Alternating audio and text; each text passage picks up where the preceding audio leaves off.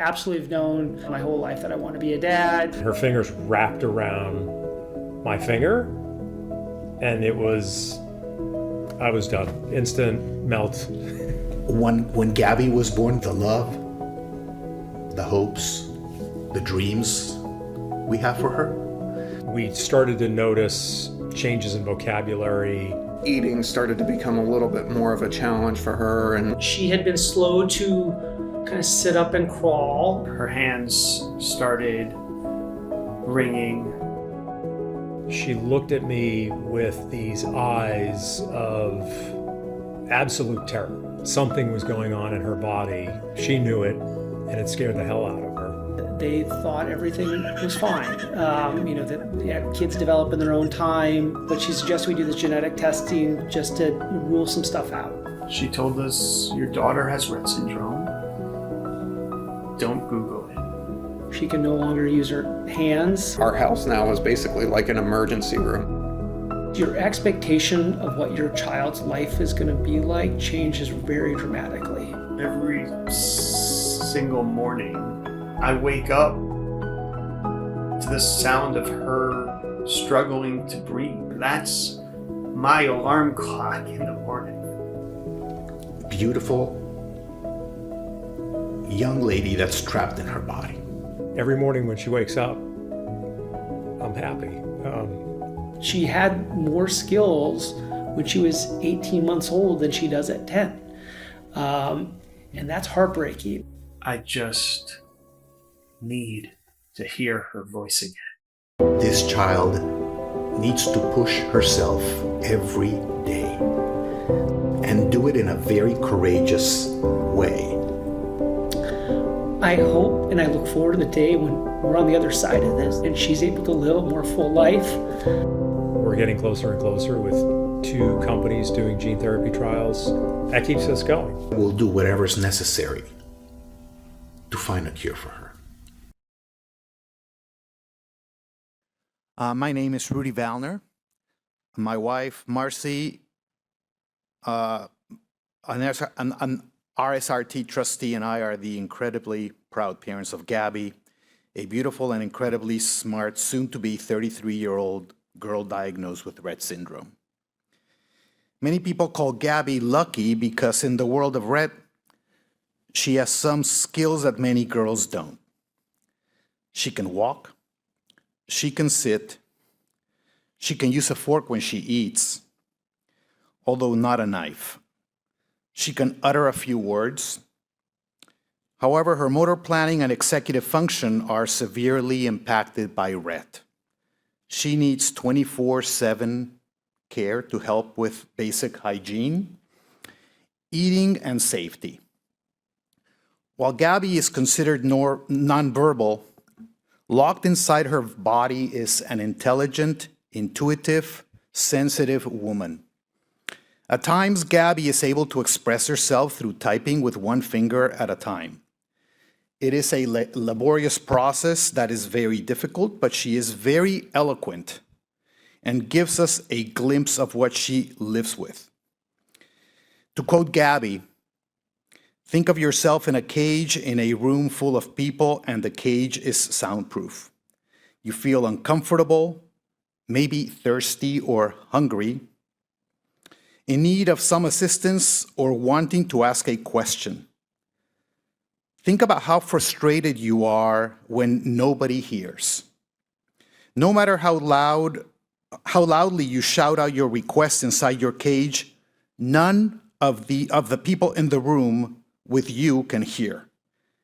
Now imagine instead of a cage you are trapped in, it is your own body.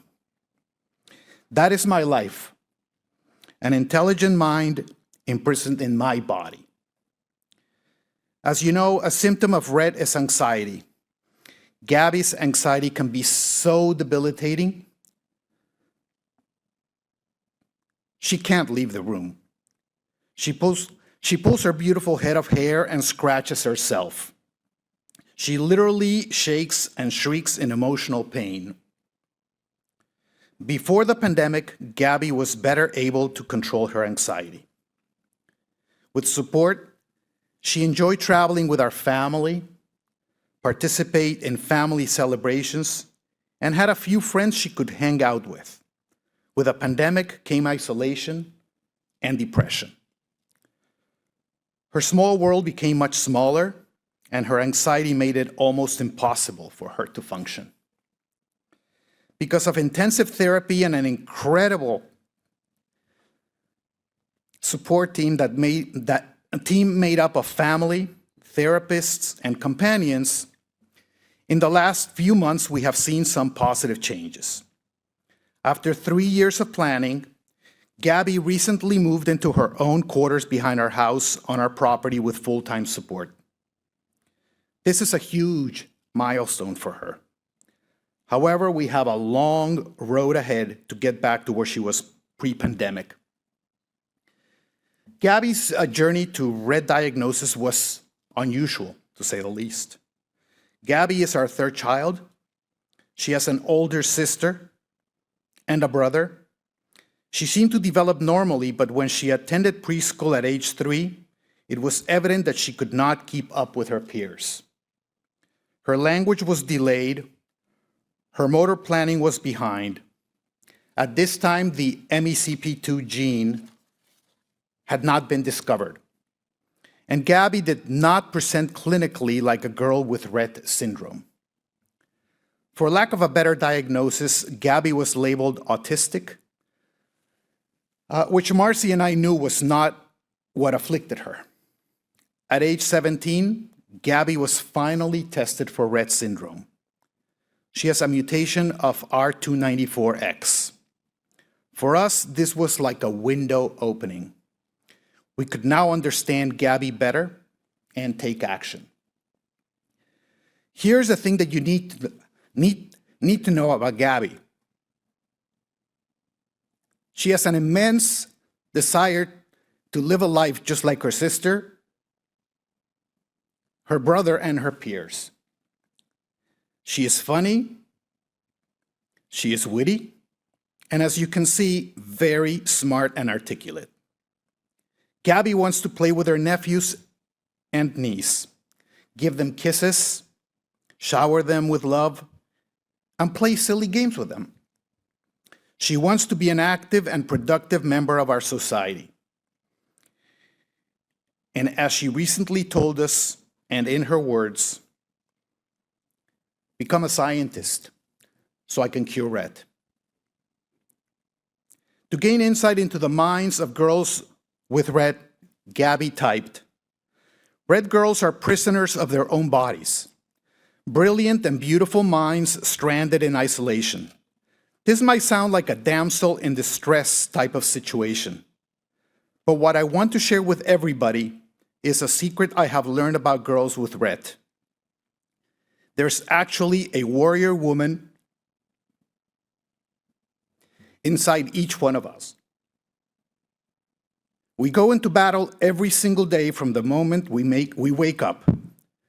We fight to be understood, we fight for our voices, and we fight for our independence.